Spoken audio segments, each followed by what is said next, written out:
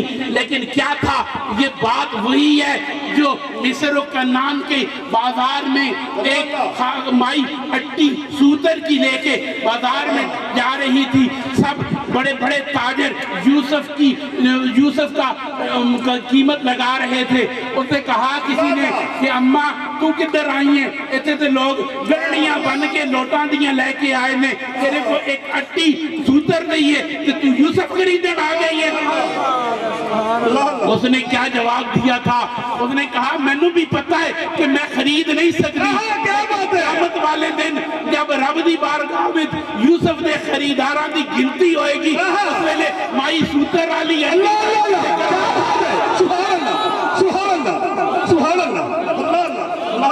ہمیں بھی پتا ہے کہ ہم کما حقہ نبی کا میلاد نہیں منا سکتے، کیونکہ نہ ہماری زبانیں اتنی سیف ہیں، نہ ہمارے رزق اتنے پاکیزہ ہیں، نہ ہم کما حقہ ویسے ہی حق ادا کر سکتے ہیں۔ کیسے کریں؟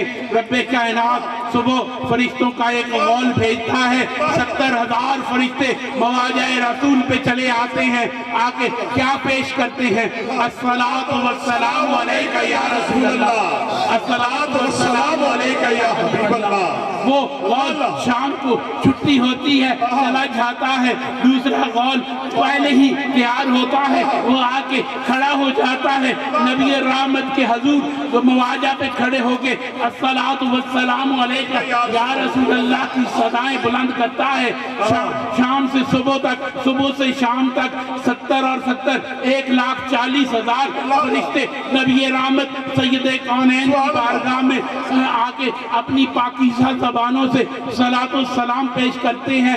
ہم جیسے ناقص انسانوں کے صلاۃ و سلام کی میرے نبی کو نہیں ضرورت، لیکن ہمیں ضرورت ہے۔ ہم اپنے مقدر سنوارنا چاہتے ہیں، اپنی بگڑیاں بنانا چاہتے ہیں، اپنے مقام کو بلند کرنا چاہتے ہیں اور اپنے آپ کو ادنا سے اعلیٰ کرنا چاہتے ہیں، تو ہمیں بھی اس مصر والی مائی کی طرح اپنا نذرانہ لے کے راستے میں کھڑا ہونا چاہیے۔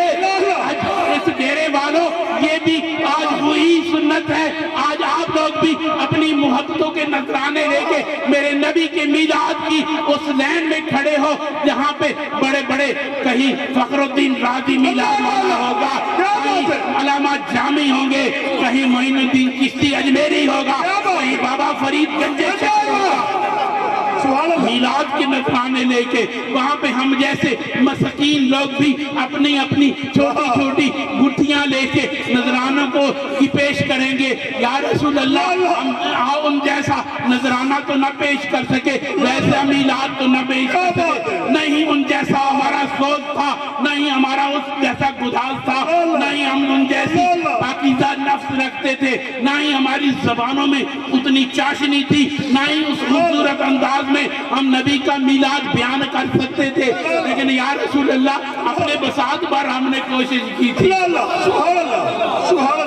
یہ دوستان گرامی، یہ بھی ایک کاوش ہے، اللہ پاک قبول فرمائے، اور یہ وہ کاوش ہے جو رحمتوں کے دروازے کھول دیتی ہے۔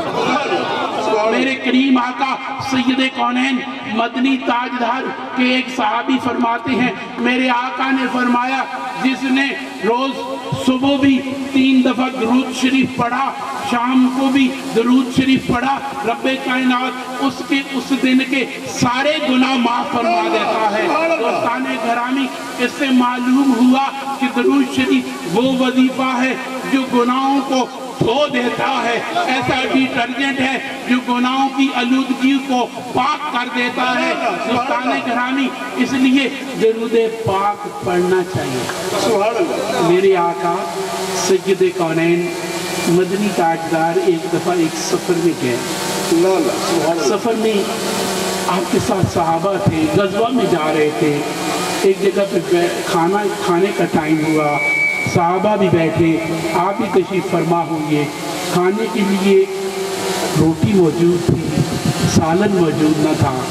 نبی کریم سید کونین اور صحابہ بیٹھے تھے، اتنے میں ایک مکھی آئی بنائی، ماکو والی مکھی، شہد والی مکھی۔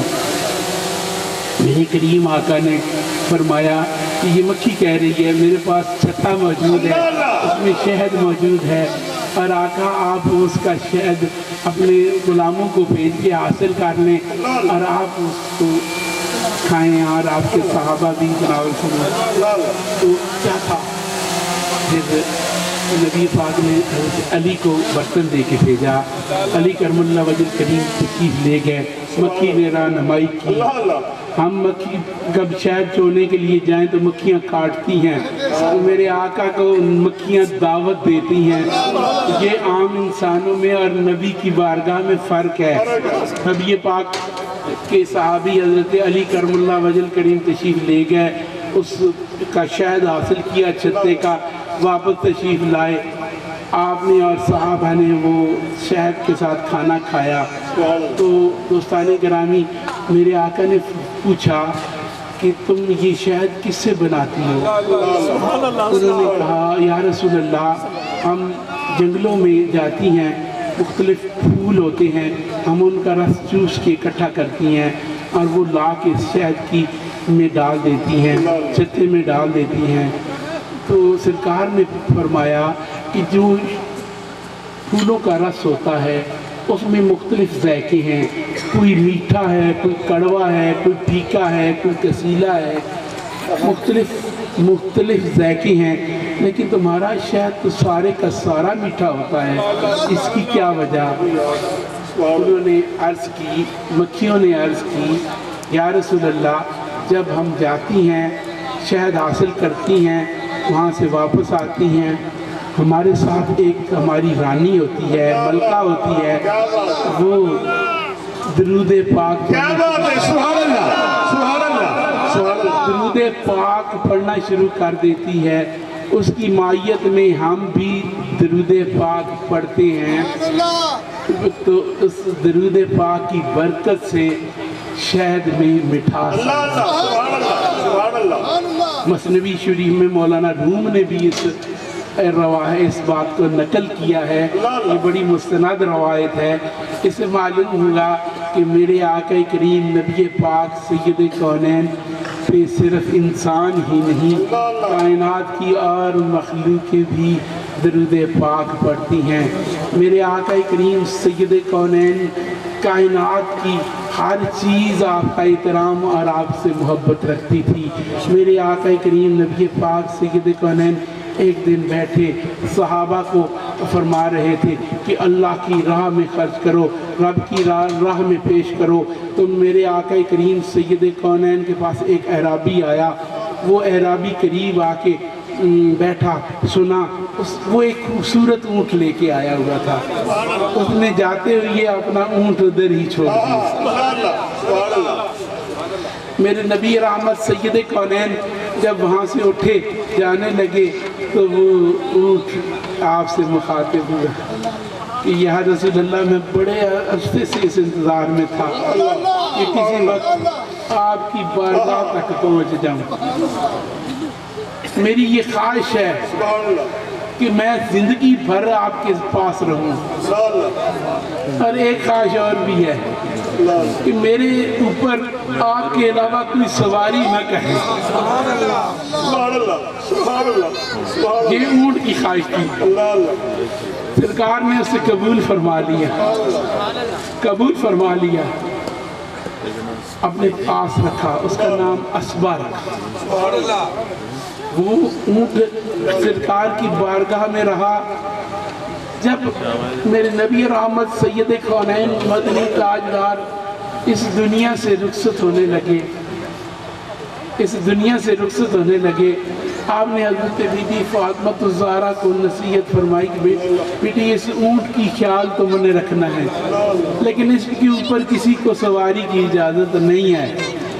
آپ کے حکم کے مطابق آپ کا وصال ہوا، رحلت ہوئی، آپ کو مدفون کیا گیا۔ وہ دن تھا کہ وہ اونٹ بیٹھا رہتا، کچھ نہیں کھاتا تھا، نہ پانی پیتا تھا، کچھ دن تک وہ زندہ رہا۔ ایک دن حضرت بی بی فاطمہ قریب گئی، کچھ ڈالا، نہ کھایا۔ اس نے عرض کی کہ اے سیدہ، جب سے میرے آقا اس دنیا سے گئے ہیں مجھے کچھ کھانے کو دل نہیں کرتا، میں چاہتا ہوں کہ میں جلد ہی اس دنیا سے چلا جاؤں، کیونکہ میں نے ایک اور بھی اس نے خواہش کی تھی، انہوں نے کہا تھا یا رسول اللہ جب جنت میں آپ جائیں گے آپ کے لیے خوبصورت سواریاں جنتی پیش کی جائیں گی، میری یہ خواہش ہے کہ وہاں پہ میں بھی آپ کی سواریوں میں شامل ہو جاؤں۔ تو بی بی صاحبہ کو عرض کرنے لگا کہ بی بی صاحبہ میں نے آج اس دن کے بعد کچھ نہیں کھا، کہ میں زندہ رہنے کی میری خواہش ہی نہیں ہے، میں چاہتا ہوں کہ جلدی اس دنیا سے چلا جاؤں اور سرکار کی خدمت میں پہنچ جاؤں۔ تو کیا تھا، اس دن ہی بی بی صاحبہ کے سامنے ہی اس کا انتقال ہوا، وہ اس دنیا سے چلا گیا۔ آپ نے فرمایا کہ اس کے لیے گڑھا کھودو، اس کو سفید کفن میں لپیٹ کے اس جگہ پہ دفن کر دیا گیا۔ میرے آقا کریم نبی پاک سید کونین سے کائنات کے صرف انسان ہی نہیں، کائنات کے درند و چرند بھی آپ سے محبت کرتے تھے۔ میرے آقا کریم سید کونین کائنات میں صرف انسانوں کے لیے نہیں بلکہ کائنات کی ساری مخلوق کے لیے نبی بن کے تشریف لائے تھے۔ اس لیے میرے نبی رحمت سید کونین مسجد نبوی شریف میں خطبہ ارشاد فرماتے تھے، ایک کھجور کا خشک تنا تھا جس کے ساتھ آپ ٹیک لگا لیتے ہیں۔ ایک صحابیہ نے ایک ممبر بنوایا، خدمت میں پیش کیا، آپ کے لیے رکھا گیا۔ اس جمعے پہ سرکار نے اس خطبہ ارشاد فرمایا اس ممبر شریف پہ بیٹھ کے۔ جب آپ وہاں پہ خطبہ ارشاد فرما رہے تھے رونے کی آواز آئی، سب صحابہ حیران تھے کہ بچہ تو پوری مسجد نبی شریف میں کوئی نہیں ہے، رو کون رہا ہے، کون رو رہا ہے؟ اتنے میں سرکار کریم اٹھے ممبر پاک سے، آپ نے اس ستون پہ ہاتھ پھیرا، کہتے ہیں ستون سے ایسے آواز نکلی جیسے کوئی بچہ بلک بلک کے رو رہا ہو، آوازاری کر رہا ہو۔